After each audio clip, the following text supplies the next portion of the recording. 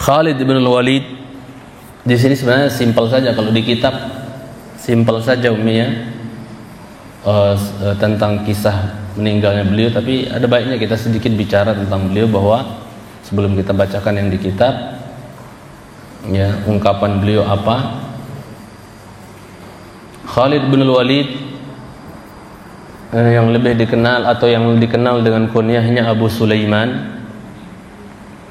Jadi kunyah Khalid bin Walid ini adalah Abu Sulaiman, ya. Dan gelarnya ada yang tahu enggak? Saifullah Al-Maslul. Saifullah Al-Maslul, pedang Allah yang terhunus.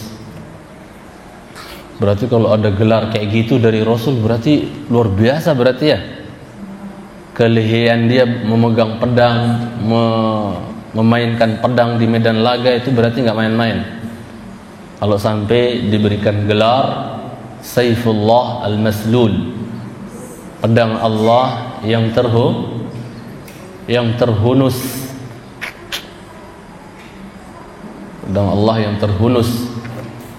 Beliau putra dari Al-Walid ibn Mughirah, orang kaya di kota Makkah dahulu. Al-Walid ibnul Mughirah. Bapaknya ini yang punya usulan dulu untuk apa? Menghancurkan Ka'bah, tapi ngancurinnya bukan dalam rangka menghinakan, tapi niatnya adalah untuk mengganti apa? Batu-batu Ka'bah yang sudah mulai rapuh, jelek. Maka beliau atau dia, bapaknya Khalid bin Walid, yaitu Al-Walid bin Mughirah, mengusulkan agar batu-batu atau dinding Ka'bah itu diganti. Tapi orang-orang Mekah waktu itu pertama kali nggak mau, karena mereka ingat banget kejadian yang menimpa Abrahah, ya, pasukan dari Ethiopia, maksudnya yang menginginkan untuk menghancurkan Ka'bah. Maka mereka mendapatkan petaka dari Allah Jalla wa'ala. Alam tara kaifa fa'ala rabbuka bi ashabil fil alam yaj'al kaidahum fi tadlil wa arsala alaihim tayran ababil tarmihim bihijaratin min sijil faj'alahum ka'asfin ma'kul. Ingat banget mereka, ya, belum berlalu berapa belas, ya, maksudnya setelah berlalu baru berapa belas tahun dari kejadian Abrahah tersebut. Maka mereka trauma, nggak mau kami ikut-ikutan ngancurin Ka'bah buat dibangun lagi, takutnya kita ditimpa apa yang menimpa Abrahah, ya. Bukan waktunya untuk saya ceritakan. Yang jelas Khalid bin Walid adalah putra dari Al-Walid ibnul Mughirah, salah satu di antara pawang-pawang dan sesepuhnya orang Mekah dahulu, ya, jamaah yang saya muliakan. Kemudian Khalid ibn Walid radhiyallahu taala anhu arda, singkat saja, yang penting-penting saja saya sampaikan bahwa ketika beliau meninggal, jamaah yang saya cintai, menunjukkan kedermawanan beliau yang luar biasa.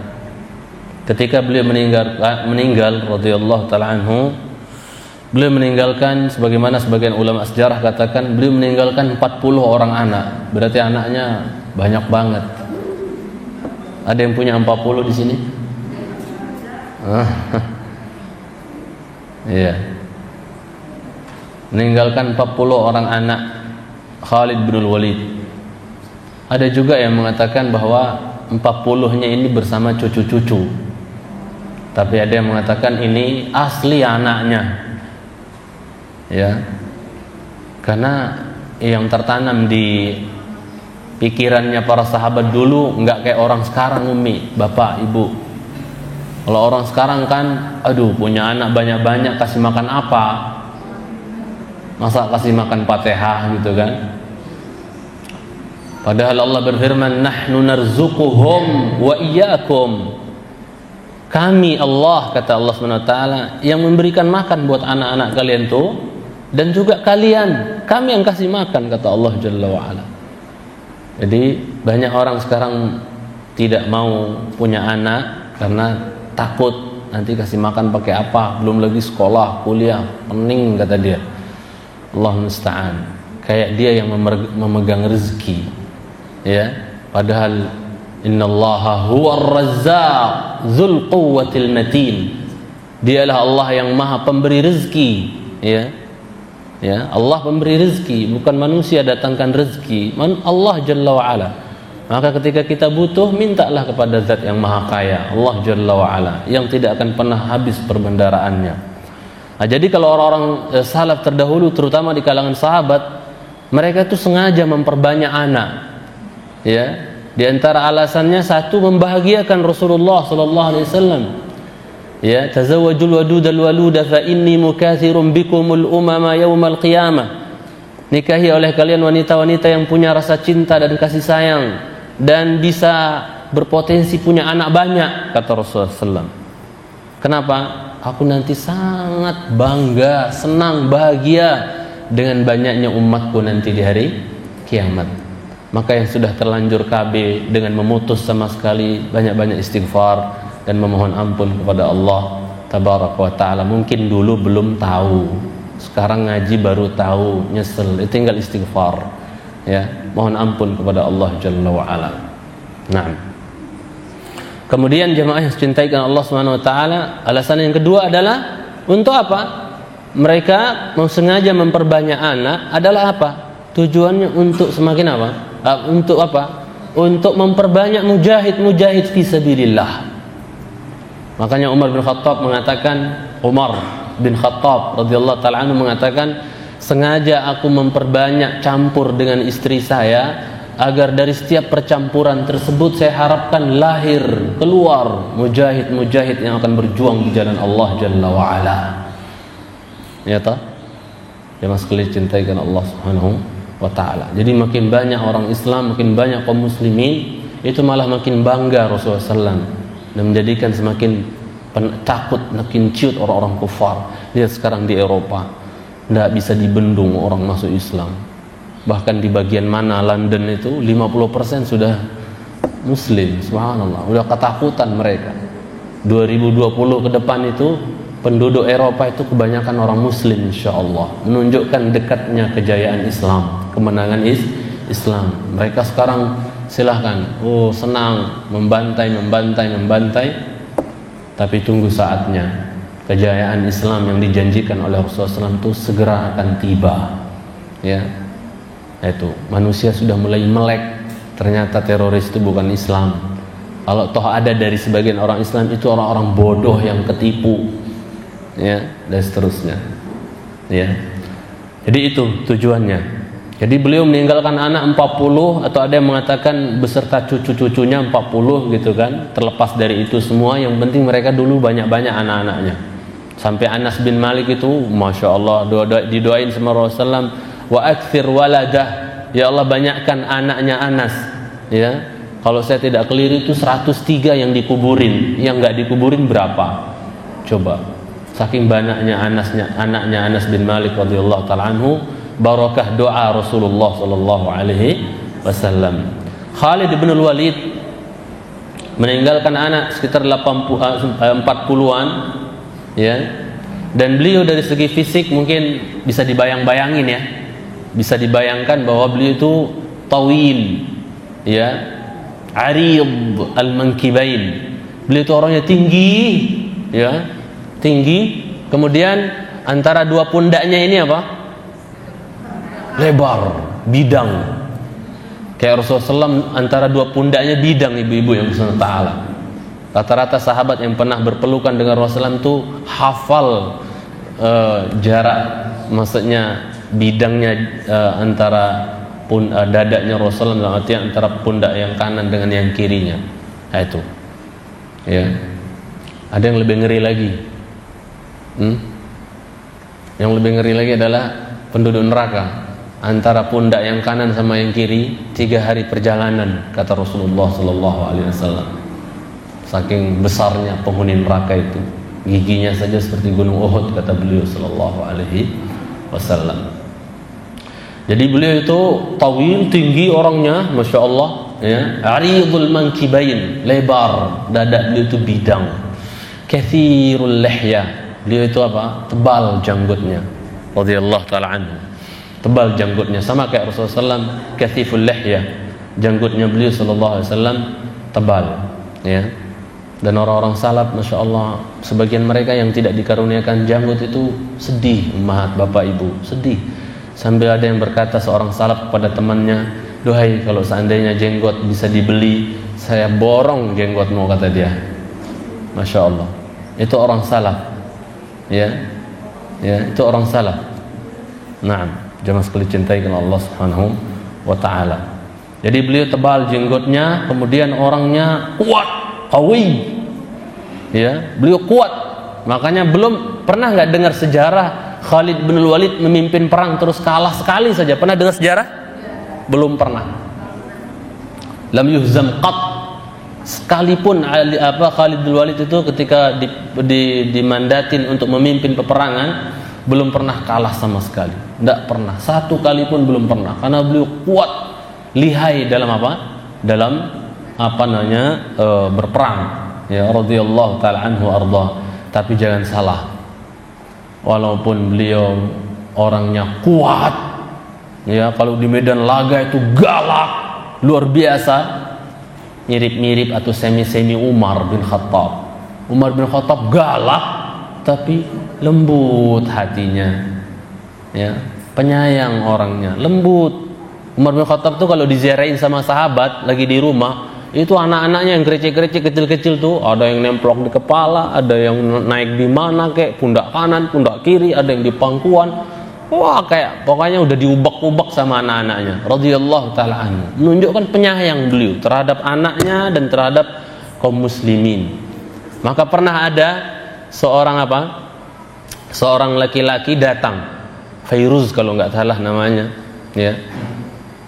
Dia datang kepada Umar bin Khattab berziarah karena dia mau dimandatin untuk jadi menteri di sebuah daerah, ya, karena beliau kan pemimpin tertinggi itu kan di Madinah beliau. Nah, di daerah-daerah itu, di negeri-negeri itu kan butuh menteri kan, ya, perdana menteri yang diutus gitu kan.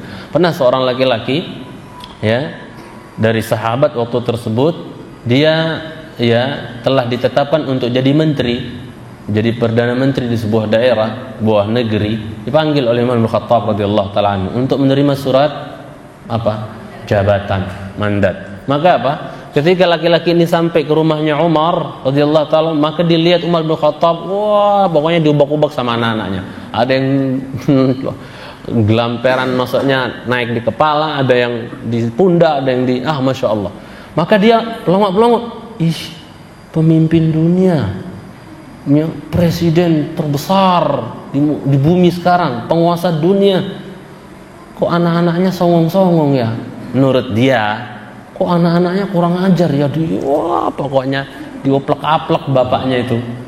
Kok khalifah diginin sama anaknya? Akhirnya ditanya, haula'i abna'u Amirul Mukminin, ini anak-anakmu ya? Na'am, haula'i abna'i, ya, mereka ini anak-anakku. Kok mereka kok begitu bebasnya ya ubak-ubak dirimu? Kalau saya di rumah saya, kalau saya pulang, yang berdiri langsung duduk. Yang duduk langsung berdiri, penghormatan. Datuk pulang.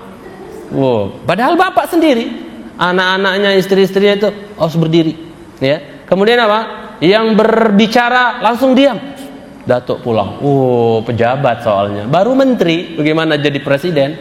Allah musta'an. Ya. Kemudian jemaah sekalian cintai Subhanahu wa taala. Dicium-cium oleh Umar bin Khattab anaknya juga nyium dia dan seterusnya. Maka jemaah sekalian cintai Allah Subhanahu wa taala, ternyata orang ini, ya, saya punya 10 anak, kalau tidak salah 10 anak dia bilang. Tidak satu pun yang pernah saya cium katanya. Coba, masa ada bapak yang enggak pernah nyium anaknya sama sekali? Dan kita dituntut dalam hal mencium itu adil di antara anak-anak kita. Cium yang satu, yang lain juga harus dicium.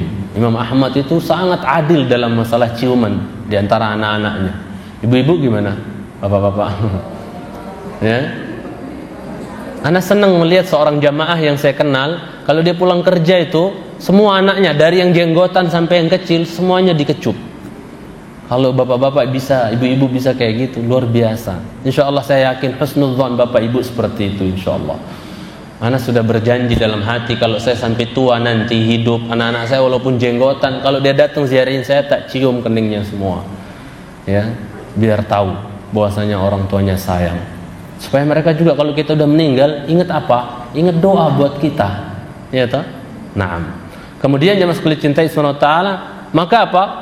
Kalau saya pulang rumah yang berdiri, yang duduk langsung berdiri, yang bicara langsung diam. Oh, hormat semua. Apa kata Umar bin Khattab radhiyallahu taala anhu? Oh, kata beliau, kalau seandainya anakmu sendiri tidak kau sayangi, tidak pernah kau ayum, maksudnya enggak pernah kau cium, enggak pernah kau berangkulan dengan anakmu, enggak kau sayangi, apa bisa kau sayang sama anak-anak rakyatmu nanti di sana? Paham enggak maksudnya, Umi? Kata beliau, enggak jadi, kata beliau. Surat mandatnya enggak jadi. Ya. Ternyata apa? Allah tunjukkan bagi Umar bin Khattab radhiyallahu taala anhu bahwasanya kalau ini calon pemimpin enggak baik, ada menjadikan dia apa? Menjadikan hal-hal yang menjadikan Umar menjadi tidak jadi memberikan apa? Mandat tersebut. Kalau anakmu sendiri saja enggak merasakan kasih sayangmu, bagaimana dengan anak-anak rakyatmu nanti di sana? Maka Umar katakan, enggak jadi. Enggak dikasih. Itu. Sudah sepakat padahal tadinya, ternyata ketika diketahui seperti itu enggak jadi. Subhanallah. Jadi beliau walaupun keras, apa maksudnya, walaupun galak, ya, kuat, ya, tipe-tipe Umar, tipe-tipe Khalid bin Walid radhiyallahu taala anhuma, tapi mereka itu orang-orang yang lembut hatinya, ya, suka senyum, ya. Khalid bin Walid ini suka senyum orangnya, walaupun tampangnya tapi senyumnya luar biasa, ya. Setiap orang yang lewat, ya, jemaah sekalian cintai karena Allah Subhanahu wa taala, setiap orang yang lewat di depan Khalid pasti disenyumin. Ya, siapapun yang lewat di depan Khalid bin Walid pasti disenyum. Kalau bahasa kita sekarang, Mas, Pak, sambil senyum. Subhanallah. Tabassumuka ala wajhi akhika sadaqah. Betul-betul dipraktekkan sabda Rasulullah SAW, senyummu di hadapan saudaramu adalah apa? Ya, sedekah. Dan ini umum untuk ibu-ibu juga, di hadapan saudarimu senyum, sedekah.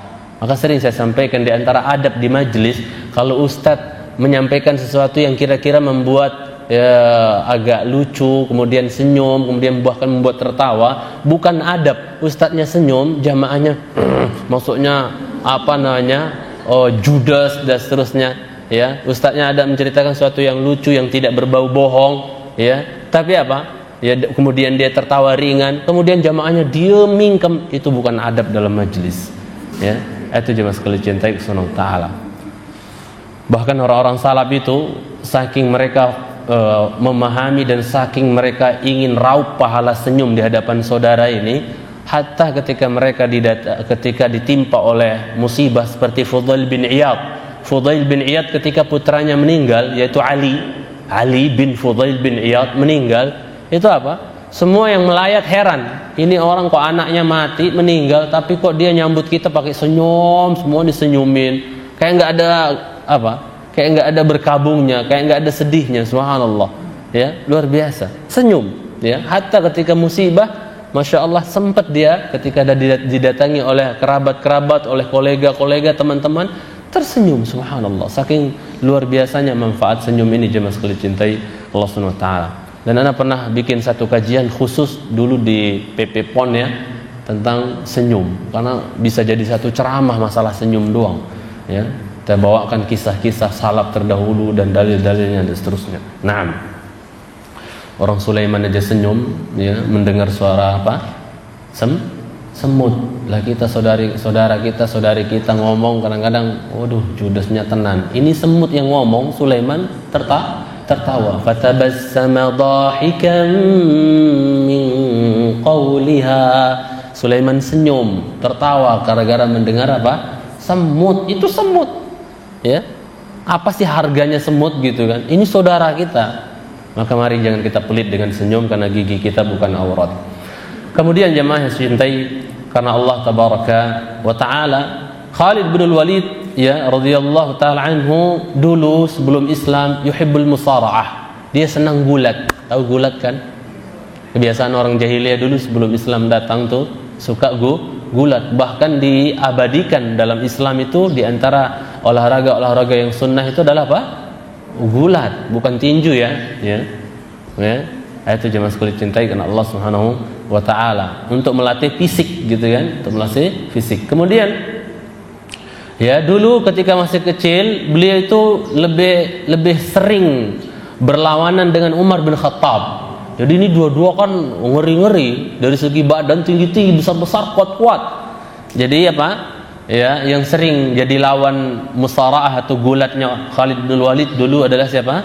Umar bin Khattab radhiyallahu taala anhu wa ardah. Ya, walaupun Umar bin Khattab lebih tua sedikit dibandingkan apa?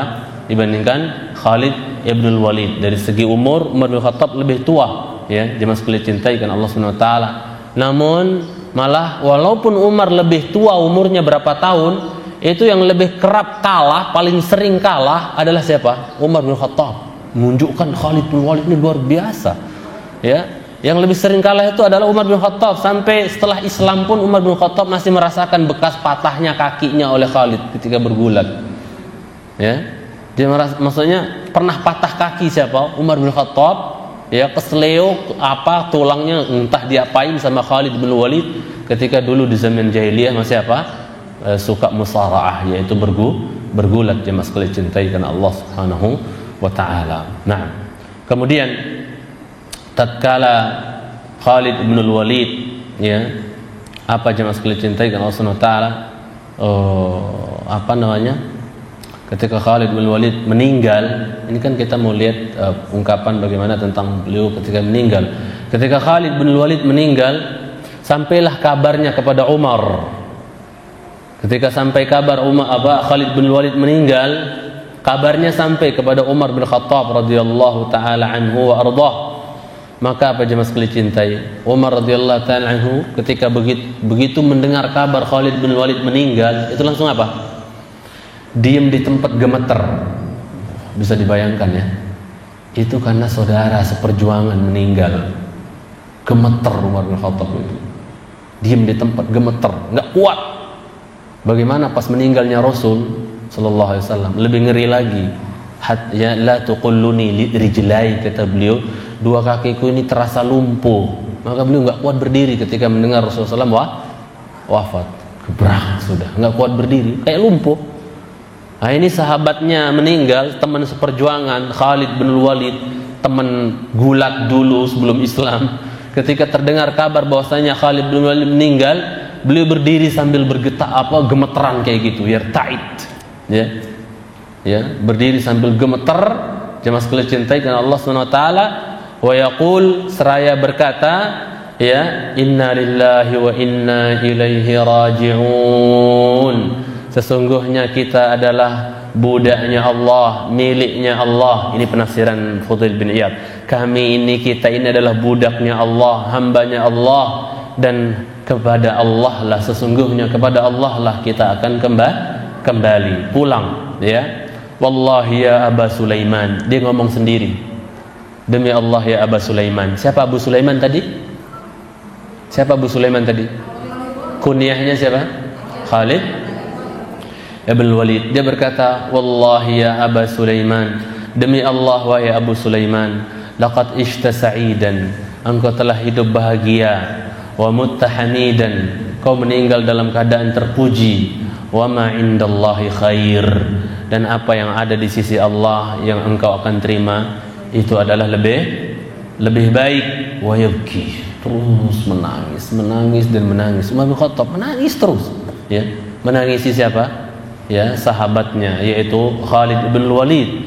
Kemudian beliau berkata, imdu wa khallifuni wahdi, pergi kalian. Kan di sekeliling beliau kan itu kan waktu itu beliau jadi khalifah toh.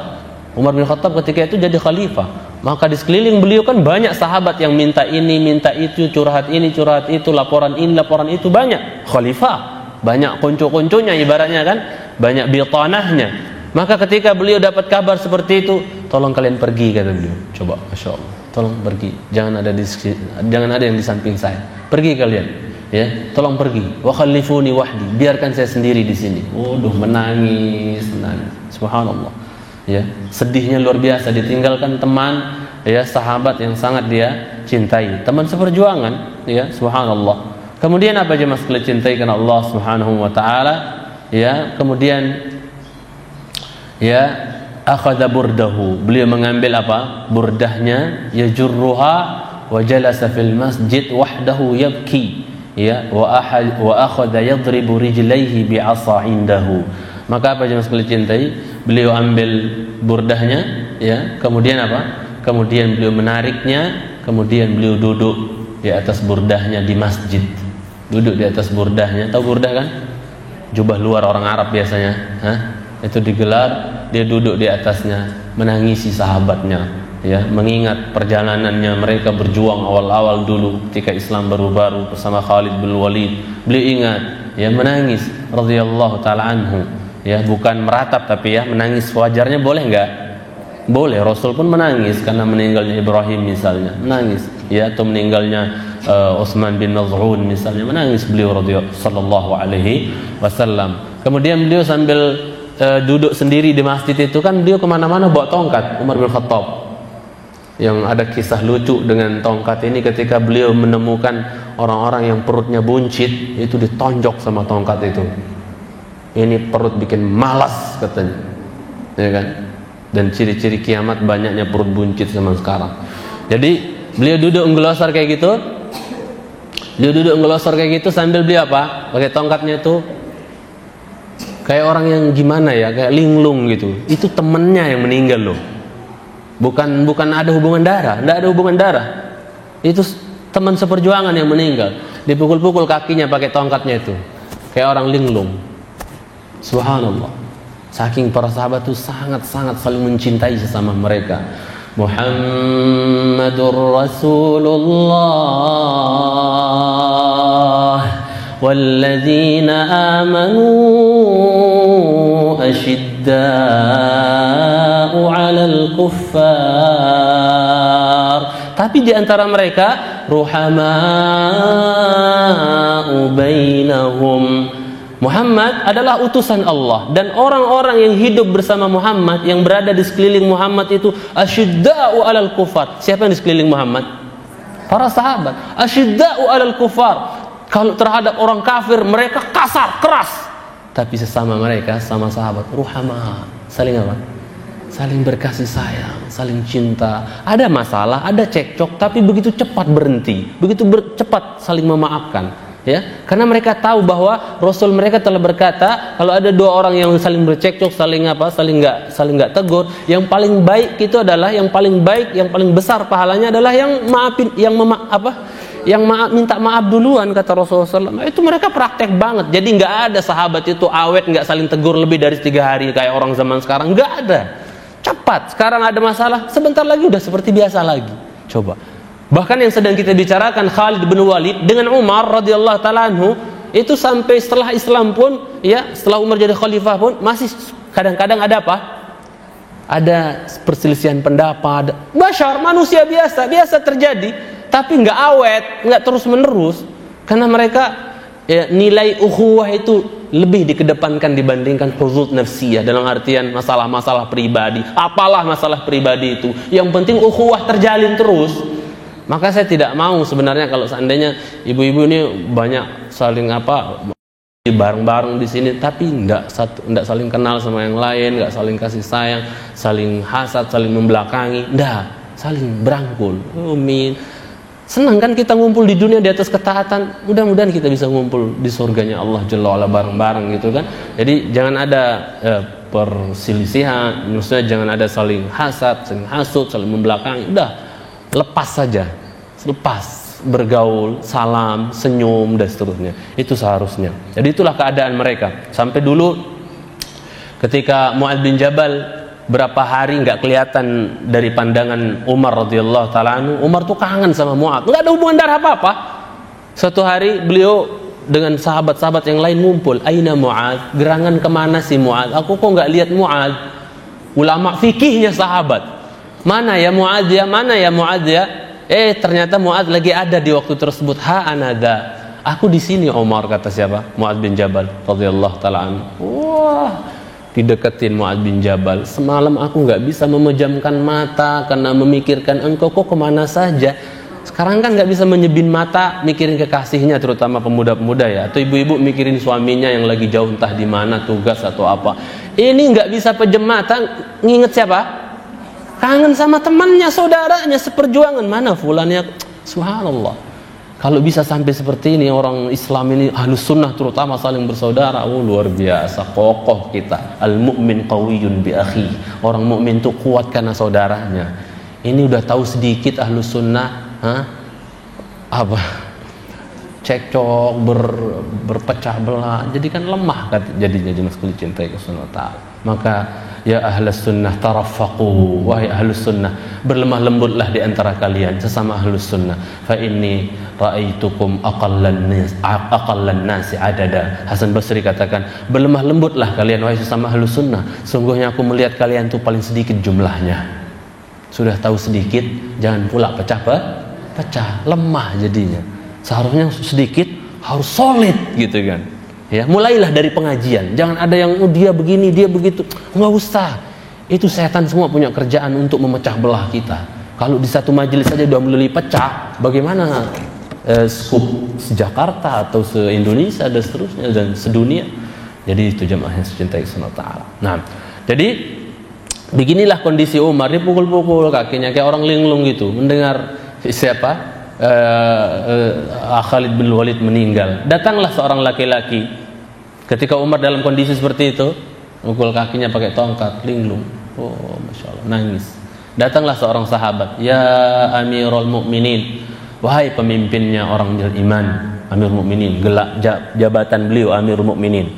Dan ini juga adab buat kita Bapak Ibu, kalau lagi ada acara, sebuah pertemuan, ya, terus di situ ada orang-orang yang memang punya jabatan, misalnya sunnahnya itu hendaknya kita muliakan dia dengan menyebut jabatannya atau bahkan gelarnya, enggak masalah. Itu sebentuk pemuliaan dan diajarkan oleh Rasulullah SAW ketika beliau ngirim surat ke Raja Romawi, ya min Muhammadin Rasulillah ila azimir Rum, kepada pembesar Romawi. Jadi disebut kedudukannya, itu adab, ya, dan itu bisa lebih menjadikan orang itu apa? Rentan menerima kebenaran.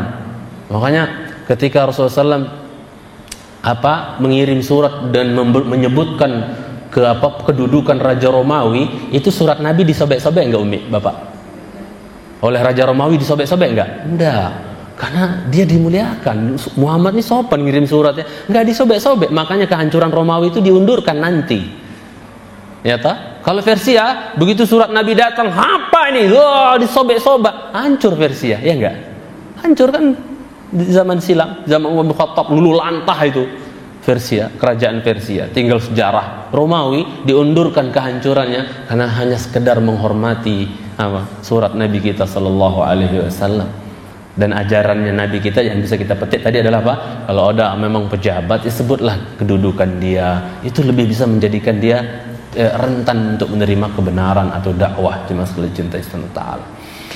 Kemudian, ya Amirul Mukminin, wahai Amirul Mukminin, ya, wahai pemimpinnya kaum mukminin, kata sahabat tersebut, ya, inna nisa'ana yabkin min mauti Khalid. Bayangkan Umi, kita kan lagi mau ngomong Khalid meninggal itu, ya. Apa kata sahabat itu ngomong sama Umar bin Khattab? Ya Amirul Mukminin, istri-istri kami semuanya pada nangisin meninggalnya Khalid. Bayangkan, ya. Maka aneh kalau ada ustadz-ustadz besar kita nanti pada meninggal, nggak ada yang meneteskan setengah tetes air mata pun, kayaknya aneh gitu kan. Jasa mereka begitu besar.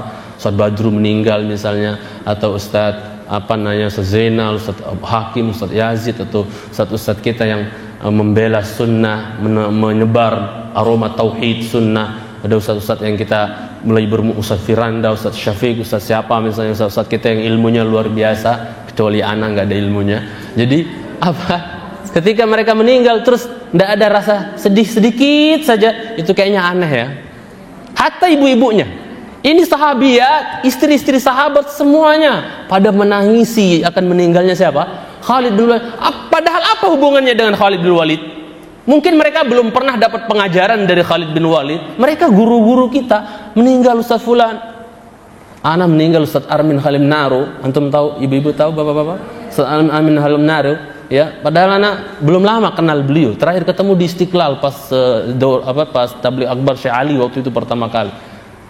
Pas saya masih di kampus waktu dengar kabar, ya Rabbi, saya enggak, karena saya tahu akhlak beliau, saya tahu, Masya Allah, luar biasa. Ya, rasanya gimana gitu, kayak nggak percaya gitu. Yang ada kesedihan. Apalagi kalau saya baca buku kecil beliau yang bertuliskan yang berjudul apa tuh kecil tuh, surat untuk ibu itu. Ada surat untuk ibu itu ya, kecil kan? Itu kalau bapak-bapak, ibu-ibu baca buku tersebut dalam keadaan sendiri dan renungkan, nggak punya hati kalau nggak bisa nangis. Anak punya ini pengalaman, buku kecil tuh saya beli banyak. Teman saya sekelas namanya Ustaz Firdaus di Lombok, orangnya rumoran, orangnya suka humor, maksudnya suka canda, ketawa. Maka saya berniat bikin dia nangis gitu kan. Maka apa? Tak kasih kamu buku, baca nanti di kamar sendiri. Ya, kamarnya kan bersampingan sama kamar saya di Samar Ana di kampus Lipia sana di Mes. Betul. Pulang salat habis salat zuhur, pulang kampus habis salat zuhur, itu saya balik ke kamar. Ana lihat dia pulang duluan. Mungkin dia baca, karena sedikit kan, ibu-ibu mungkin pernah, nggak tahu mesti dicetak apa enggak itu buku. Enggak, ada yang kecil untuk ibu, untuk apalah. Kecil pokoknya buku, kecil banget. Ya. Itu enggak tahu mesti dicetak apa enggak.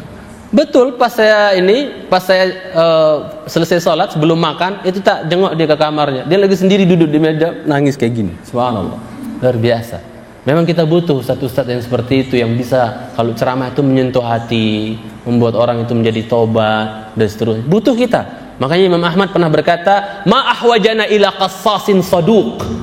Betapa butuh kita kepada apa? Para pengkisah, maksudnya ngambil kisah Nabi, menyentuh cara penyampaiannya, nangis orang. Ya, dia ngambil kisah sahabat, menyentuh cara penyampaiannya, nangis orang. Kita butuh yang seperti itu, kata Imam Ahmad bin Hanbal. Kita butuh orang-orang yang sakit hatinya, keras hatinya. Kita butuh untuk apa? Untuk membawa mereka ke majelis-majelis yang menenangkan hati, membuat hati luluh, seperti majelisnya Imam Ibn Rajab Al-Hambali, majelisnya siapa? Majelisnya Ibnu Qayyim. Butuh untuk membuat hati-hati yang keras membatu itu jadi lunak gitu. Butuh qasas. Tapi ceritanya dalam ceramahnya itu adalah cerita-cerita yang hak. Karena ada para pengkisah tapi cerita bohong. Itu nggak butuh kita. Ya, dari cerita Nabi, cerita sahabat, cerita salaf dan seluruh yang penyampaian ustaz tersebut menyentuh sehingga orang itu jadi tergugah, mau tobat kembali ke jalan. Kita butuh, kata Imam Ahmad Ibn Hanbal rahimahullah taala. Jadi seperti itu jemaah sekalian cinta subhanahu taala. Jadi wahai Amirul Mukminin, istri-istri kami pada menangis semua, menangisi Khalid bin Walid. Enggak ada hubungan apa-apa padahal, tapi kok mereka pada menangisi gitu kan? Karena mereka juga tahu jasanya Khalid bin Walid dalam memenangkan peperangan jihad di sana dan di sini, ya, ketika diutus dari zaman Rasulullah SAW sampai di zaman Umar bin Khattab dan seterusnya. Mereka sangat tahu jasanya Khalid bin Walid, ya, wanita-wanita sahabiat dahulu tahu banget, makanya mereka sedih banget ketika ditinggalkan oleh Khalid bin Walid. Nah, saya mau bilang di sini para ustadz-ustadz kita itu, subhanallah, jasa mereka itu besar mengenalkan kita agama ini. Adakah ibu-ibu sekalian, bapak-bapak pernah mengajarkan kita sebagaimana ustadz-ustadz kita mengajarkan? Ada? Atau kecuali mungkin ada bapak ibunya ustadzah kali ya dan seterusnya, ya. Mungkin ada yang pernah diajarkan detail tentang agama begini. Tapi kebanyakan kayaknya kita lebih banyak kenal agama ini dari guru-guru kita, ya tidak? Maka ketika mereka meninggal, terus tidak ada sepotong doa mengalir, kayaknya gimana ya, durhaka banget kita jadi murid. Jangan sekali cintai subhanahu ta'ala. Anak tidak sedang mensinyalir ibu-ibu, kemudian nanti kalau saya mati misalnya duluan, kemudian ibu-ibu, itu terserah ibu-ibu. Saya didoain alhamdulillah, enggak juga ya alhamdulillah juga. Masih ada yang lain gitu kan yang mendoakan gitu kan. Ala kulli hal, semoga Allah panjangkan umur kita semua di atas ketaatan. Allahumma amin. Ya. Mereka semua menangis, ya Amirul Mukminin. Ya, dipikirnya kalau perempuan, ya, maksudnya menangisin orang yang nggak ada hubungan darah, mungkin itu kayaknya nggak layak gitu kan. Biasa aja kali, wong nggak ada hubungan darah, kamu juga. Maka dia curhat laporan sahabat ini. Maka Umar bin Khattab mengatakan, lihat, ketika sahabat ini mengabarkan bahwa wanita-wanita sahabiat pada menangis karena meninggalnya Umar bin Khattab, "Saqulat ka ummuk uskut," kata Umar. "Celaka kamu," katanya. "Diam kamu," katanya. Coba. Beliau sudah lagi berkabung meninggalnya Khalid, ya. Datang pula dia laporan seolah-olah ingin mengadukan perempuan-perempuan yang menangisi Khalid. Jangan-jangan kalian lebih cinta sama Khalid dibandingkan suami-suami kalian. Ibaratnya mungkin dia ingin dia menutup pintu-pintu kecemburuan para suami gara-gara istri-istri mereka nangisin siapa? Khalid. Mungkin niatnya baik kali ya sahabat ini. Tapi Umar katakan, diam kamu, celaka kamu, kata Umar bin Khattab. Ya, maka apa kata Umar bin Khattab? Da'hunna ala misli Abi Sulaiman faltabki. Ya, biarkan mereka menangis. Seperti Khalid bin Walid lah hendaknya mereka tangisi. Jadi orang seperti Khalid bin Walid ini pantas memang mereka untuk tangisi oleh istri-istri kalian. Biarin mereka menangis. Jangan larang para suami menangisin Khalid bin Walid. Subhanallah. Ya, dan Umar bin Khattab tahu para wanita itu nangisin Khalid bukan karena cinta yang tersimpan, bukan. Ya, tapi karena apa? Jasanya Khalid bin Walid. Itu jemaah sekalian cintai Rasulullah. Makanya Umar bin Khattab itu kan orang cerdas. Ya, ketika beliau membiarkan wanita-wanita itu menangis, beliau paham, beliau tahu bahwa menangisnya mereka itu bukan karena nafsu dan seterusnya, bukan karena cinta atau apa dan seterusnya, tapi karena apa? Jasa-jasa Khalid bin Walid luar biasa untuk Islam.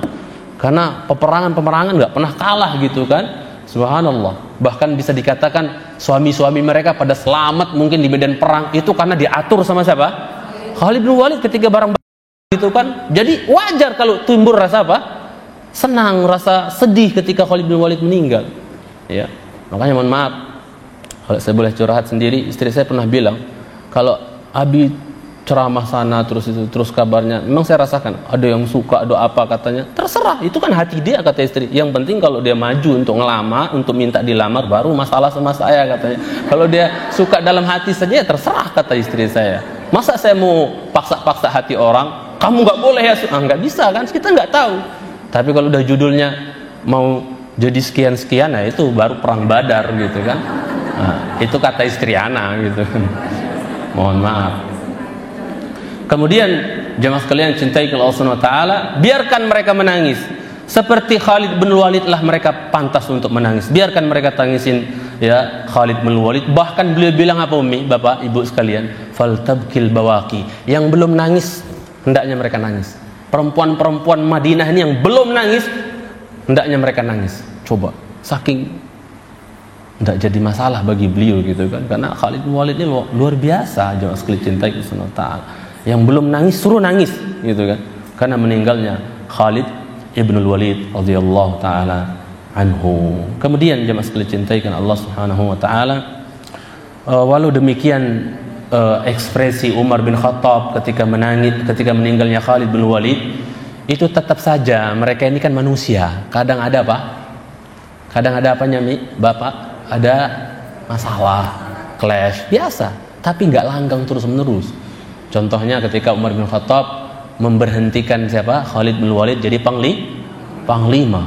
Itu kan terkesan di antara sahabat itu Umar nggak suka sama Khalid dan seterusnya. Ya toh? Terkesan dalam seperti itu kan. Padahal Umar bin Khattab memberhentikan, mempensiunkan Khalid bin Walid jadi apa? Jadi panglima. Alasannya benar-benar syar'i. Jadi kalau kita memutuskan sesuatu itu hendaknya karena alasan-alasan syar'i. Kenapa kamu nggak berteman lagi sama Ummu Fulanah? Orang dia nggak pernah sholat lagi, dia nggak pernah ngaji lagi, ya saya putus. Nah ini namanya putus karena alasan syar'i. Nyambung juga halus alasan syar'i, putus alasan syar'i. Kata Rasul, man ahabba lillah wa abghadha lillah wa a'ta lillah wa mana'a lillah faqad istakmala al-iman. Siapa yang mencintai karena Allah, putus benci karena Allah juga, memberi orang karena Allah, enggak ngasih juga harus karena Allah. Oh sorry kalau untuk ini saya nggak bisa nyumbang, itu karena apa? Maksiat misalnya kan. Oh kalau itu namanya tidak memberi karena Allah, memberi karena untuk fisabilillah, ngasih itu karena Allah. Jangan sekali cintai Subhanahu wa taala. Jadi alasannya Umar bin Khattab itu apa? Syar'i. Apa alasannya? Takutnya pada manusia ini pada tawakal sama siapa? Tawakalnya sama Khalid, ya, bukan tawakal sama Allah lagi. Karena rata-rata banyak sahabat yang ngomong apa, Pak? Apa? Kalau ada Khalid jadi panglima perang kita, musuh itu kecil, pasti musnah, habis. Khalid gitu kan. Sering terdengar ucapan-ucapan seperti itu. Ini dikhawatirkan kan? Dikhawatirkan adanya tawakal kepada manusia. Padahal Allah berfirman, "Wa tawakkal 'alal hayyil ladzi la yamut." Bertawakallah kepada zat yang maha hidup dan tidak akan pernah mati. Kalau Khalid suatu saat matilah, ini mau mati, ini meninggal. Jemaah sekali cinta Allah Ta'ala. Ini yang dikhawatirkan oleh Umar bin Khattab juga, di antara alasan beliau kenapa mempensiunkan Khalid jadi panglima itu karena dikhawatirkan manusia itu pada tawakal kepada Khalid, tidak kepada Allah Jalla wa'ala. Ini biasa terjadi antara manusia, clash dan seterusnya, tapi tidak langgeng gitu kan. Kalau sahabat itu cepat sekali baikannya mereka, jemaah yang saya muliakan. Naam. Kemudian ya, jemaah yang dicintai karena Allah Subhanahu wa taala, Khalid sendiri, perhatikan, Khalid sendiri ketika beliau meninggal radhiyallahu taala anhu, Khalid bin Walid ketika beliau meninggal, menjelang meninggal, beliau ingat juga kepada Umar. Beliau ingat kepada Umar dan berkata, "Balighu anni," ya, tolong sampaikan dariku kepada Umar, ila Umar ibn Khattab, assalam, tolong kirimkan salam saya kepada beliau. Masya Allah. Ya, ini gimana enggak makin bombay, maksudnya makin parah nangisnya Umar bin Khattab. Saudaranya, teman seperjuangannya mau meninggal, pakai kirim salam pula. Ya Allah, gimana gitu ya. Subhanallah.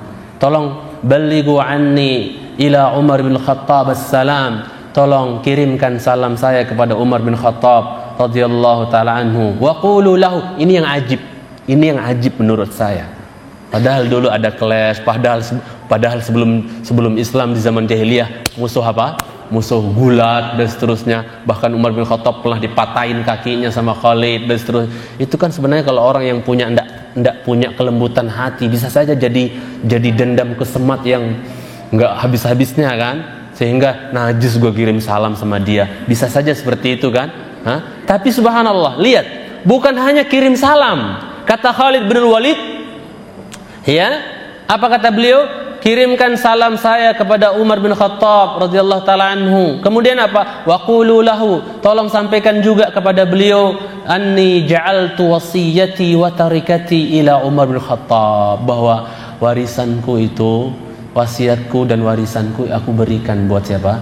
Buat Umar bin Khattab radhiyallahu taala anhu. Coba. Ya. Walaupun Umar nanti bukan buat diri beliau sendiri, tapi untuk maslahat rakyat kaum muslimin. Karena Khalid bin Walid ini orang kaya, anak orang kaya, ya kan? Kan Walid bin Mughirah itu orang kaya di Mekah, jemaah yang saya muliakan, orang kaya. Maka beliau juga orang mampu. Khalid bin Walid itu orang deheb, subhanallah.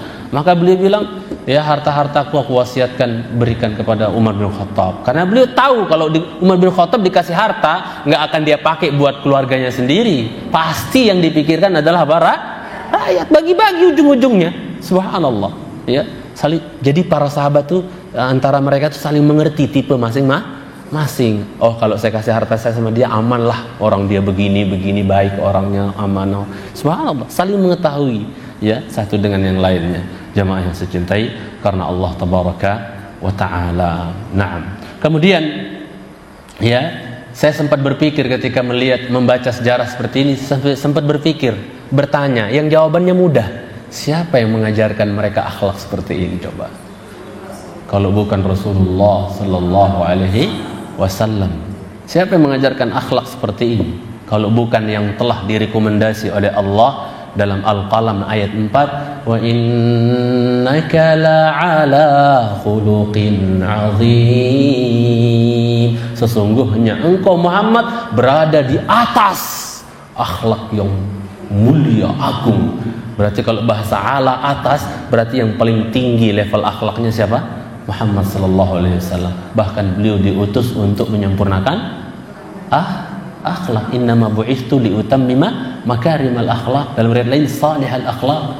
Aku diutus oleh Allah untuk apa? Menyempurnakan akhlak yang mulia. Taib.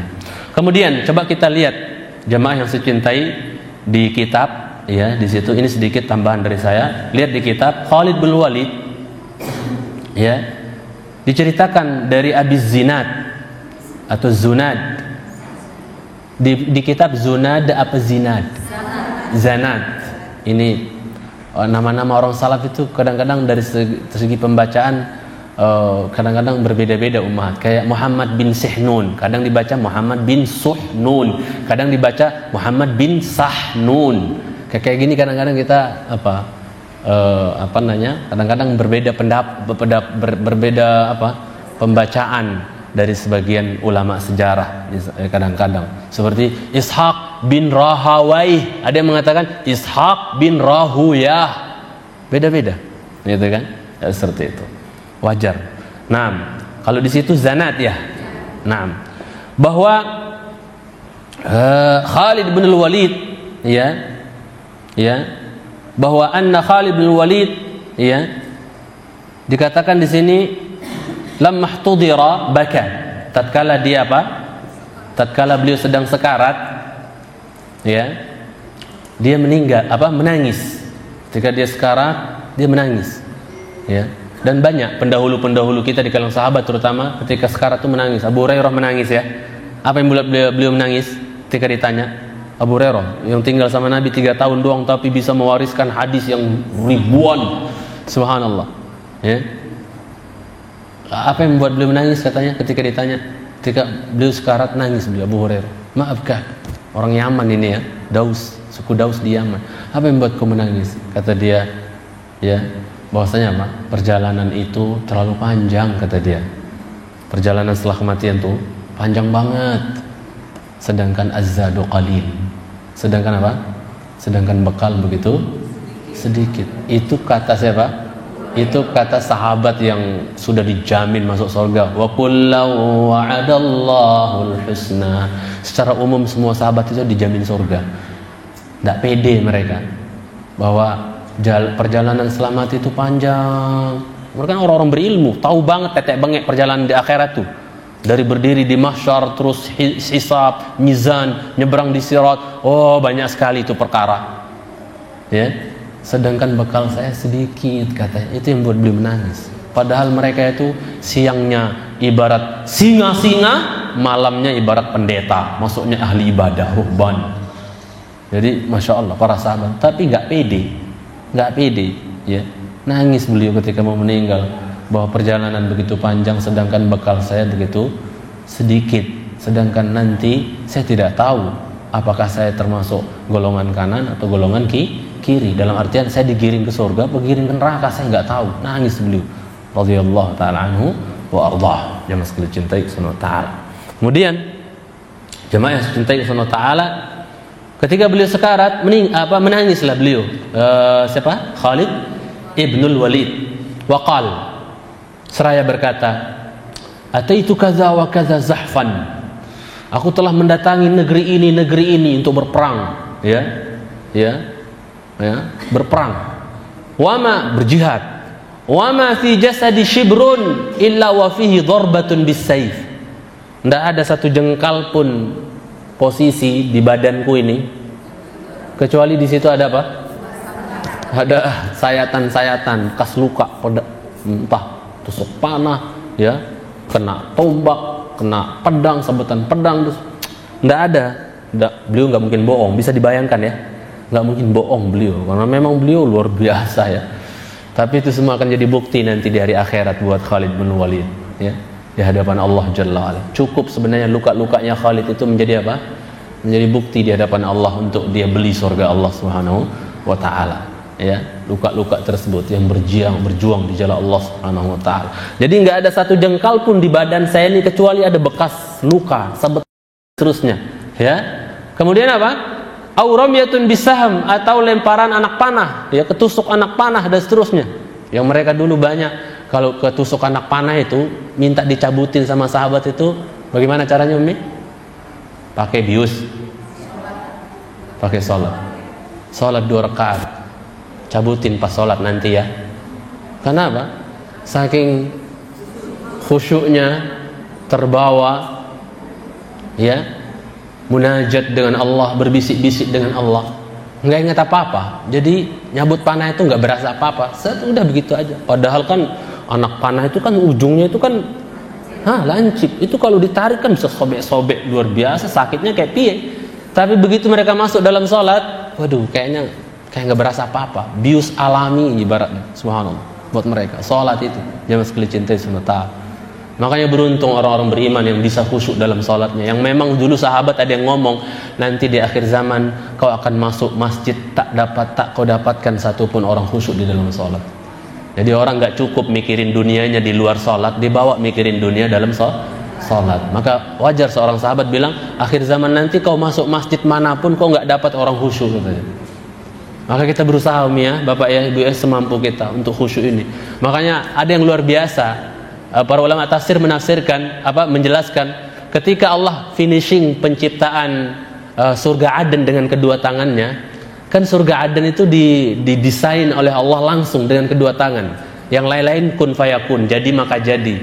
Aden, jannatu adnin tajri min tahtiha al-anhar, Aden itu didesain dengan kedua tangan Allah langsung. Begitu selesai surga Aden diciptakan, maka Allah bilang, suruh surga Aden untuk ngomong, antiqi, ngomong kamu, kata Allah kepada surga Aden.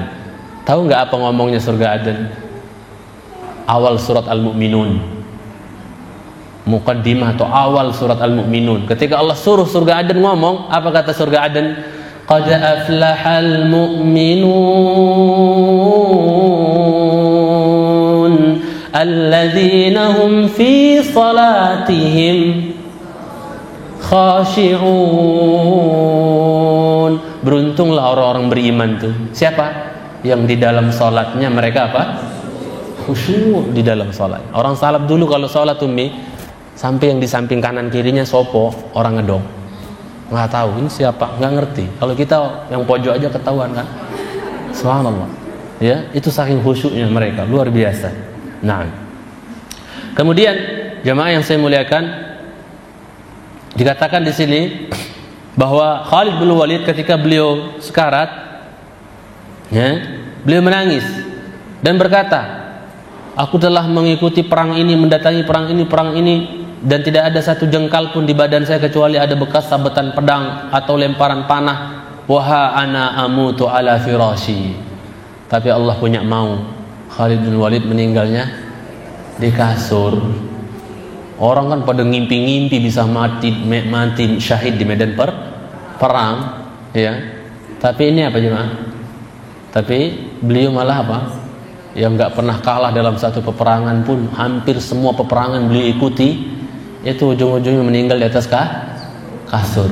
Tapi ingat, ada kabar gembira dari Rasulullah SAW bahwa barang siapa yang berniat, berazam, ya, berazam kuat untuk berjihad di jalan Allah, dia bilang dalam hatinya misalnya, suatu saat kalau ada dibuka pintu jihad di negeri saya misalnya, maka saya akan siap keluar berjuang berjihad di jalan Allah. Suatu saat kalau harus jihad lawan Syiah misalnya, saya akan keluar berjuang di jalan Allah. Lawan PKI misalnya, saya akan keluar berjihad di jalan Allah Subhanahu wa taala. Dia pasang niat. Tapi qadar Allah ketika dia mau mati, belum ada kesempatan untuk jihad, tapi niat udah terpatri, matinya di atas kasur. Pahala matinya itu persis seperti orang yang mati jihad.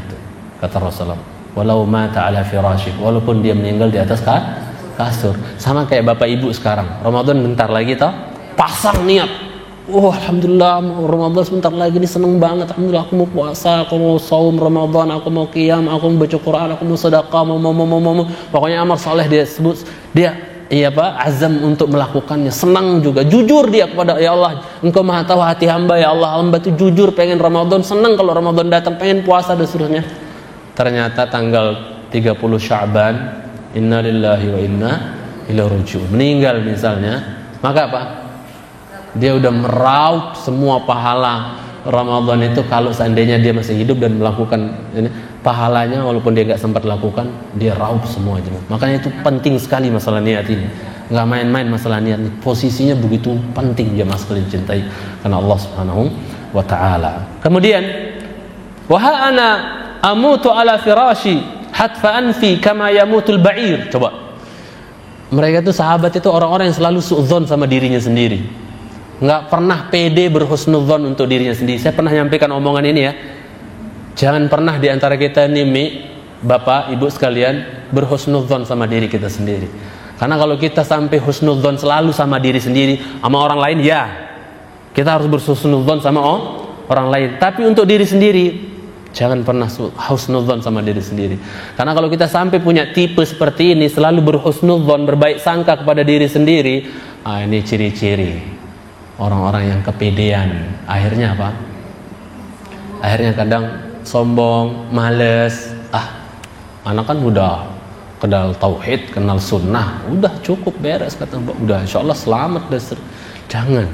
Selalu kita su'dzon sama diri kita, sebagaimana Ibunda Aisyah su'dzon pada dirinya sendiri. Ketika beliau menafsirkan, kan manusia itu ada yang sabiqun bil khairat, ada yang terdepan dalam kebaikan, ada yang muqtasid, ada yang sedang-sedang dalam kebaikan, ada yang menzalimi dirinya sendiri, ya, dengan maksiat, dosa dan seterusnya. Maka beliau ditanya oleh keponakan beliau, apa sih tafsirnya zalim li nafsi? Orang-orang yang zalim terhadap dirinya sendiri itu kayak gimana sih Bunda? Maka beliau bilang, yang zalim terhadap dirinya sendiri itu kayak aku sama kamu, katanya. Paham? Tidak husnudzon sama diri sendiri, tapi apa? Selalu su'dzon. Nah, karena apa buahnya Umi, Bapak? Kalau kita selalu su'dzon, tidak berburuk sangka terhadap diri kita sendiri, itu kan akan memotivasi kita kan? Aku ini banyak dosa, su'dzon sama diri sendiri toh. Maka dia akan banyak istighfar. Aku masih kurang ibadahku kepada Allah. Dia akan termotivasi untuk apa? Semakin memperbanyak amal saleh. Begitu kan? Paham maksud saya? Maka selalulah kita su'dzon sama diri kita, jangan selalu apa? Husnudzon. Su'dzon terus biar kita termotivasi untuk selalu beramal saleh. Nah, sekarang lihat dia sebut dirinya kayak rendah banget, dia rendahkan dirinya. Dia bilang apa? Nih, sekarang aku mati kayak matinya onta, katanya, di kandangnya. Ya kan? Coba baca artinya Umi. Siapa yang baca?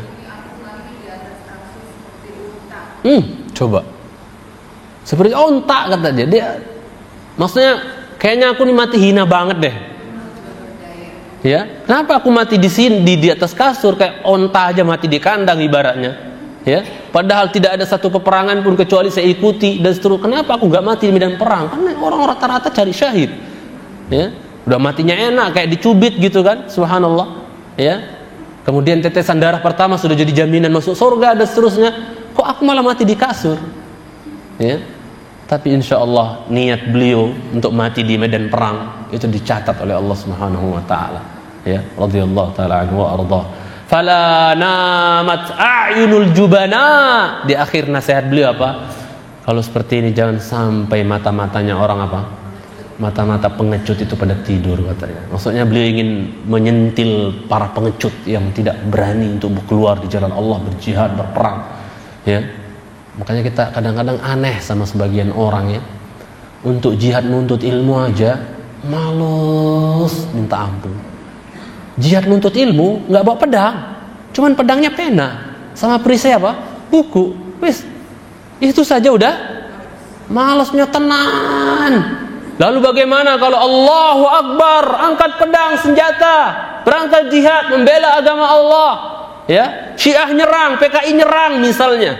Terus ya gimana untuk jihad ngaji aja udah malas-malas mikir-mikir, bagaimana untuk jihad perang? Jangan-jangan terbirit-birit dosa besar lari dari medan perang toh? Ya kan? Termasuk satu di antara 7 dosa besar. Ya kan? Insyaallah mudah-mudahan ya laki-laki atau maksudnya para rijal, para laki-laki muslimin ini semuanya punya jiwa jihad.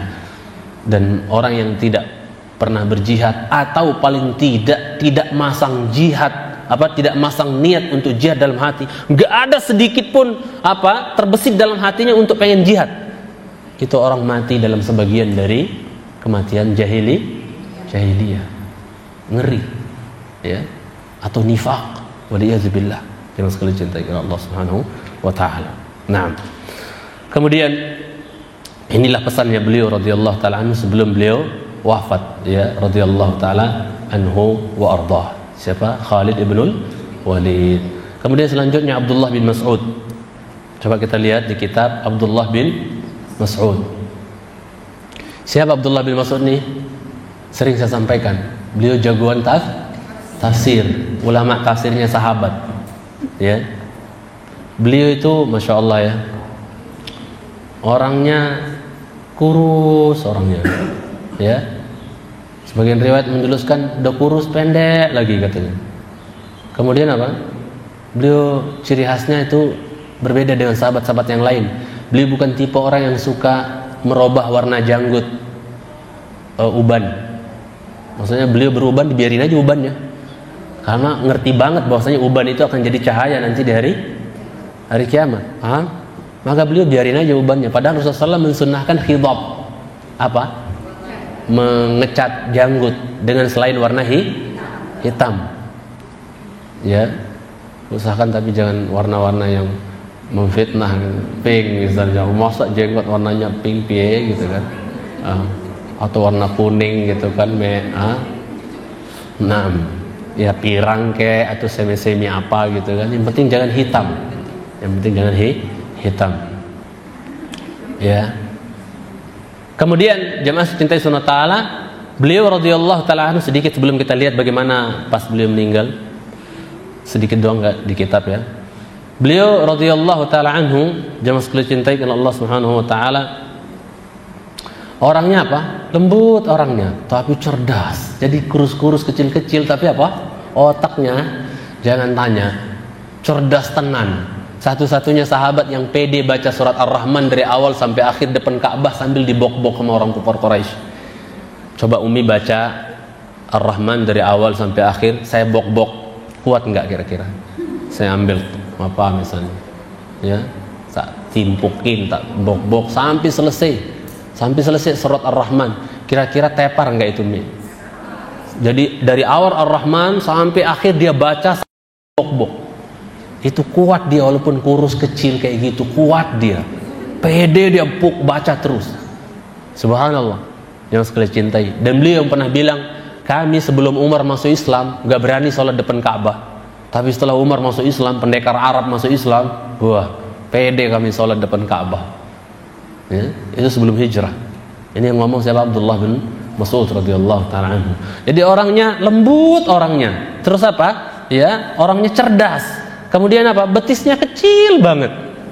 Kecil, orang kurus. Ya, saya walaupun kurus-kurus tapi betis saya diputsalin terus jadi lumayan gemuk gitu kan. Jadi beliau apa? Kecil betisnya. Ingatkan kita kisah ketika beliau apa? Naik apa? Naik pohon arak, bukan arak, arak. Pohon arak itu yang buat siwak rantingnya, paham? Beliau naik. Habbatir rih, maka apa? Angin itu bertiup angin kencang, ya, bertiup angin kencang, maka apa? Kesingkaplah pakaiannya, kelihatan betisnya yang kecil. Para sahabat faja'alu yadhakun, pada ketawa, diketawain kecil banget kecilnya. Apa betisnya Ibnu Mas'ud? Tawain. Maka Rasulullah nanya, ma'adhakakum, apa yang membuat kalian ketawa? Ya, Rasul membela Abdullah bin Mas'ud. Karena Allah itu enggak ngelihat tampang dan harta, ya Allah lihat hati dan amal. Dalam hadis Sahih Muslim, Nabi kita juga diajarin Quran, diajarin Allah, ya seperti itulah beliau, enggak ngelihat orang tuh dari segi tampang. Coba kalau seandainya mau lihat tampang Nabi, apa sudi beliau berteman sama Bilal yang matanya doang yang bercahaya? Tapi Bilal tuh dapat tempat banget di hati Nabi SAW. Kenapa? Ketakwaannya sampai sendalnya kedengeran di surga. Coba bayangkan. Jadi cinta itu jangan diukur karena kedudukan, karena fisik, karena keturunan, jangan. Karena ketakwaan, ya. Itu jangan sekali cintai subhanahu wa ta'ala.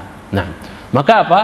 Ketawa. Apa yang buat kalian ketawa? Min diqqati saqaihi ya Rasulullah. Karena kecilnya betis Ibnu Mas'ud ya Rasul, kami ketawa gitu, lucu gitu kan, kecil banget. Tapi kalau medan perang jangan tanya. Ya. Kayak Salman Al-Farisi itu kan orang-orang pendek kecil, tapi kalau udah di medan perang 10 orang lawan 1, Salman doang tuh 10 orang. Kan pernah Salman bin Al-Farisi itu 10 orang bersaudara. Orang Arab dulu kan banyak-banyak anaknya. 10 orang bersaudara di satu peperangan, itu yang beresin Salman sendiri. 10 bersaudara kandung, itu Salman bantai sendiri. Walaupun dia kecil-kecil tapi kenceng. Sampai Muhajirin dan Ansar itu kadang-kadang rebutan. Salmanu minna, enggak kata Ansar, Salmanu minna. Muhajirin bilang, Salman di barisan kami saja. Kata orang Ansar, enggak, Salman di kami saja. Oh, Rasulullah SAW kayak gini masalah ini. Maka beliau bilang, Salmanu minna. Sudah, Salman di rombongan Ahlul Bait saja. Enggak kalian. Enggak, supaya enggak cemburu gitu kan. Seperti itu. Di medan perang seperti itu. Karena kan sengaja dipisah sama Rasul yang muhajirin, ansar. Karena mereka saling memahami satu dengan yang lain di medan itu, bisa saling tahu, kamu begini, kamu, dan seterusnya. Itu maka Rasulullah sengaja pisah. Mereka rebutan Salman. Salman kan bukan orang Arab, orang Teheran, ya kan? Orang Iran, orang Asfahan, orang Persia, gitu kan? Persia kan? Maka apa? Ya, Rasulullah sudah, Salmanu minna min ahlil bait. Salman di kami saja, ahlul bait, seperti itu. Yang sekali cintai. Nah, Ibnu Mas'ud radhiyallahu taala anhu, kita kembali. Ibnu Mas'ud radhiyallahu taala anhu ketika beliau dibilang, oh kecil bangetnya kakinya Rasulullah, itu yang kami ketawain. Oh, Rasulullah SAW bersumpah, walladzi nafsu Muhammadin biyadih, demi zat yang nyawa Muhammad berada di tangannya, la saqai Abdullah bin Mas'ud athqalu fil mizan min Uhud, bahwa dua betis kecilnya Abdullah bin Mas'ud itu nanti di timbangan, lebih di mizan di hari kiamat nanti itu lebih berat dibandingkan apa? Gunung Uhud. Ini menunjukkan yang ditimbang nanti di mizan bukan hanya amal kita baik dan buruknya, bukan, tapi fisik kita juga langsung ditimbang, Umi. Maka mau kurus mau kecil, yang penting dia pakai capek untuk ibadah, insya Allah jadi berat. Ya, syukur-syukur udah gede terus capek untuk ibadah, insya Allah makin berat lagi. Ya, itu jemaah sekalian cintai Subhanahu wa taala. Jadi jadikan letih badan kita untuk jalan Allah yang meridhoi, yang menjadikan datangnya ridho Allah. Jadikan letih, ya, sebelum kita tidak ada letih lagi nanti di surga. Ada letih nggak di surga, Mi? Nggak ada letih, ya, nggak ada letih-letih di surga itu, ya. Nah, kemudian jemaah yang saya cintai karena Allah tabaraka wa taala, beliau Abdullah bin Mas'ud radhiyallahu taala anhu lebih dikenal juga di kalangan sahabat Ibnu Ummi Abd, karena ibunya terkenal Ummu Abd, ibu budak artinya, Ummu Abd, maka beliau dikatakan Ibnu Ummi Abd, ya, jemaah sekalian cintai kepada Allah Subhanahu wa taala. Dan dulu ya Abdullah bin Mas'ud ini adalah tukang gembala kambing Uqbah bin Mu'id, orang kafir. Mantan penggembala kambingnya siapa? Uqbah bin Mu'id. Yang naruh siapa? Apa, Mi? Yang naruh jeruan ontak di kepala Rasul pas lagi sujud, ya kan? Uqbah bin Abi Mu'id kan yang meletakkan apa? Jeruan isi perut onta yang disembelih itu, ya kan? Itu isi perutnya ditaruh di atas tengkuknya Rasulullah ketika sujud. Yang datang Fatimah ngamuk-ngamuk, ngomel-ngomel membersihkan jeruan itu dari kepala bapaknya yang lagi sujud, ya. Itu. Jadi Uqbah bin Abi Mu'id itu bekas tuannya siapa? Abdullah bin Mas'ud radhiyallahu taala anhu, jemaah sekalian cintai. Nah, ketika dia waktu itu masih kecil, ketika Ibnu Mas'ud masih kecil dan mengembala kambingnya Uqbah bin Abi Mu'id, itu apa jemaah sekalian cintai? Rasul lewat dan diusap kepalanya sama Rasulullah SAW. Itu yang terkenang terus, ya, menunjukkan bahwasanya Rasulullah itu penyayang sama anak kecil, ya, penyayang sekali sama anak kecil. Tidaklah beliau ketemu anak kecil di jalan pasti beliau cium. Makanya sahabiat itu sering bingung, kok anakku aku nggak parfumin, kok pulang-pulang pada harum semua.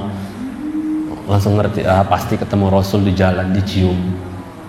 Maka ibu-ibu jangan heran kalau saya punya kebiasaan, mau anaknya mau hitam kek, mau putih kek, mau cantik kek, mau jelek kek, mau gagah, mau kagak, saya cium semua kalau ketemu, ya. Ini akhlaknya Rasulullah sallallahu alaihi wasallam. Apalagi Nabi kita kalau habis pulang perang, itu tahu nggak yang ritual pertamanya Rasul nyampe Madinah itu apa? Ketika masuk di gerbang pintu Madinah, ditunggu sama ibu-ibu, ditunggu sama orang-orang tua, ditunggu sama anak-anak kecil. Apa ritualnya Rasul? Naikkan apa? Naikkan bocah-bocah itu ganti-gantian. Sepantaran jalan anak-anak berdiri itu ganti. Kamu naik, kamu depan, kamu belakang. Ya, udah sampai sekian meter turun, kamu naik. Begitu terus. Penyayangnya beliau sallallahu alaihi wasallam terhadap anak-anak kecil. Nah, beliau waktu Ibnu Mas'ud masih bocah, yang lagi gembala kambing tuannya Uqbah bin Abi Mu'id itu apa? Diusap kepalanya sama siapa? Sama Rasulullah sallallahu alaihi wasallam. Itu terngiang-ngiang sampai Ibnu Mas'ud masuk Islam. Yang sekali cintai Allah Subhanahu wa taala. Nah, kemudian ya, dulu Rasulullah SAW sering ya minta tolong kepada Ibnu Mas'ud apa ya? Siapa yang tahu tak kasih hadiah? Di sini ada snack banyak. Rasulullah SAW dulu kerap kali minta apa sama Ibnu Mas'ud? Minta pijit, minta ambilin apa gitu, atau apa mintanya Rasul dulu? Apa? Hampir mendekati. Karena beliau jagoan Quran, maka kerap kali Rasulullah SAW itu minta apa sama Ibnu Mas'ud. Maka kadang-kadang kalau saya diminta sama sebagian jamaah, saya nggak bisa nolak, karena dulu Ibnu Mas'ud juga ketika diminta sama Rasul nggak nolak dia. Apa? Baca, ya kan? Kerap kali Ibnu Mas'ud itu diminta sama Rasul untuk baca apa? Quran. Karena dari segi suara beliau juga bagus. Ibnu Mas'ud radhiyallahu taala bacaannya mantap gitu, yang beliau cintai. Maka Rasulullah SAW pernah bilang satu hari, "Iqra alai." Ibnu Mas'ud, tolong bacain Quran untuk saya, kata Rasulullah. Bingung dia.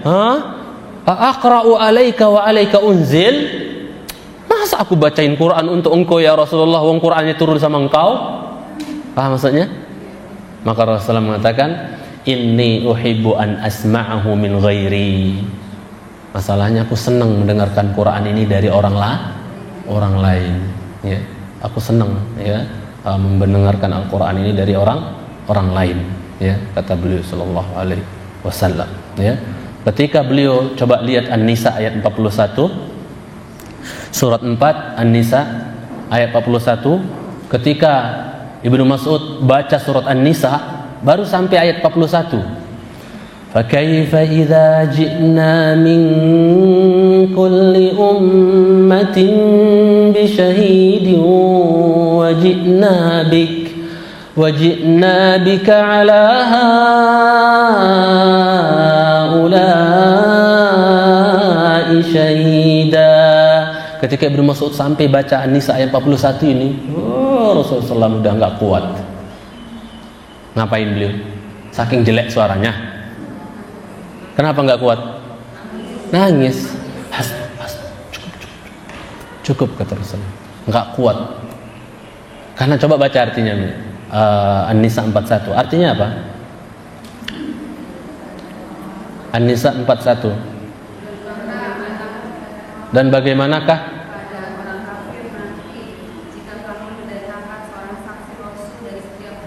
beliau kan dimaksud diri beliau dimaksudkan nih. Dan beliau tahu banget perjuangan beliau mendakwahkan Islam tuh gimana sampai harus berdarah-darah. Beliau sallallahu alaihi wasallam ya diboikot keluarganya, sampai putra-putra yang disayangin pada meninggal satu persatu. Istri yang sangat disayangi Khadijah meninggal di tahun pemboikotan. Masya Allah ya, beratnya beliau berdakwah, sehingga ketika dibaca ayat ini beliau nggak tahan. Cukup. Kata siapa? Kata Rasulullah SAW kepada siapa? Abdullah ibn Mas'ud radhiyallahu taala anhu. Dan dialah yang terkenal pernah berkata, apa Umi, Bapak? Ughdu aliman. Jadilah engkau jadi orang yang berilmu. Jadilah engkau orang yang berilmu. Au muta'alliman. Kalau nggak bisa jadi orang alim, paling tidak kau jadi pelajar. Ngaji. Ini pesan Ibnu Mas'ud karena beliau orang alim. Sampai beliau pernah bilang, tidak ada satu ayat pun dari awal sampai akhir Quran, ya, tidak ada satu ayat pun turun dari Al-Quran itu kecuali saya tahu di mana dia turun, di mana posisi turunnya saya tahu semua. Kapan dia turun, saya tahu, ingat saya. Tentang apa ayat itu turun, saya hafal semua katanya. Maka beliau pernah bilang, kalau ada orang lebih paham tafsir dibandingkan saya, tolong tunjukin, biar saya melakukan perjalanan jauh untuk nuntut tafsir sama dia, ilmu tafsir. Tapi nggak ada. Beliau paling alim di waktu itu. Dari yang udah umuran, kalau yang masih remaja siapa? Abdullah bin Abbas radhiyallahu taala anhuma, sepupu Rasulullah sallallahu alaihi wasallam. Jadi jadilah kau orang berilmu, kalau enggak jadi pengaji, jadi tukang ngaji, maksudnya yang menuntut ilmu, muta'allim, yang selalu belajar. Ya. Bahkan di antara dialognya dalam hadis yang disahihkan Imam Albani dalam silsilah, bahwa ketika Musa dialog sama Allah, pertemuan kan di antara dialognya Musa nanya, ya Rabb, sebenarnya hambamu yang paling alim itu yang kayak gimana sih? Hambamu yang paling alim itu kayak gimana? Maka Allah menjawab, hambaku yang paling alim adalah yang tidak pernah kenyang dengan ilmu. Maksudnya belajar terus. Itulah hambaku yang paling alim sebenarnya. Bukan yang mentang-mentang dia sudah punya ilmu, wes gua pensiun belajar, tinggal ceramah doang, nggak ada ngaji lagi, nggak ada belajar lagi. Ilmu mikir saya nggak belajar. Saya datang di kajian ustadz-ustadz kita dan seterusnya, sebagian mereka saya sisihkan waktu dan seterusnya. Belum lagi kita melalui masyayikh melalui net ya, saya belajar dan seterusnya.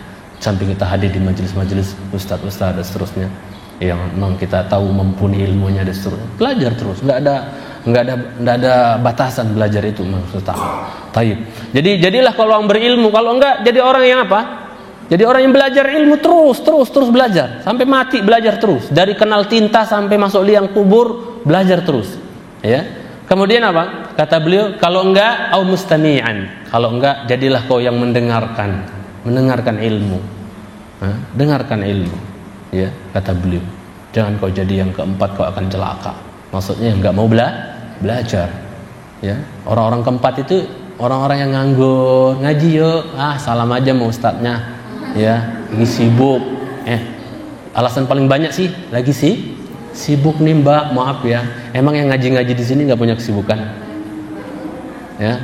Dikiranya ibu-ibu bapak-bapak ini pengangguran semua ya, sama yang malas ngaji itu alasan aja, lagi sibuk katanya.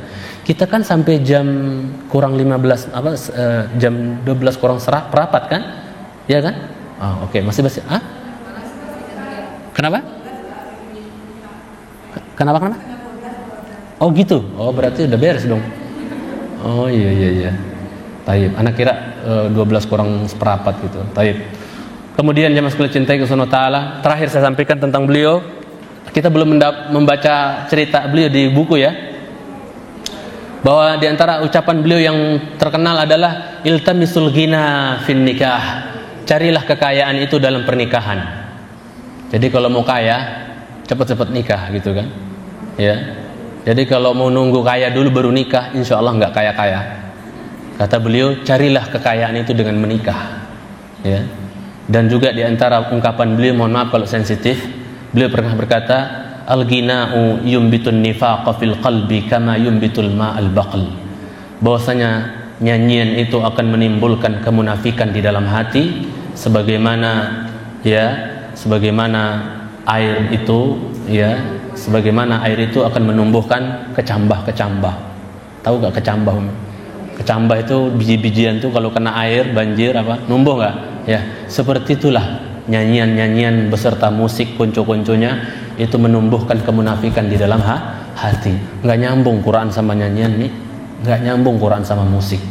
Maka mari kita yakini bahwa yang akan datang dari syafaat seperti dua sayap nanti yang bersatu di padang mahsyar di hari yang panas, itu adalah Quran yang akan menaungi kita, bukan nyanyian, bukan bait-bait syair. Malah itu akan jadi bumerang, petaka buat kita nanti di akhirat. Hati-hati Umi ya. Ini saya cuma menyampaikan saja biar saya tidak dituntut nanti oleh Allah Jalla wa'ala di hari akhirat. Beliau meninggal di tahun 32 Hijriah di kota Madinah, dan beliau dikuburkan di pekuburan Baqi dan disolatkan oleh Utsman bin Affan radhiyallahu taala anhu sebagai khalifah di waktu tersebut. Tentang bagaimana pas meninggalnya beliau, apa omongan beliau, insyaallah itu jadi pembicaraan kita pada pertemuan yang akan datang.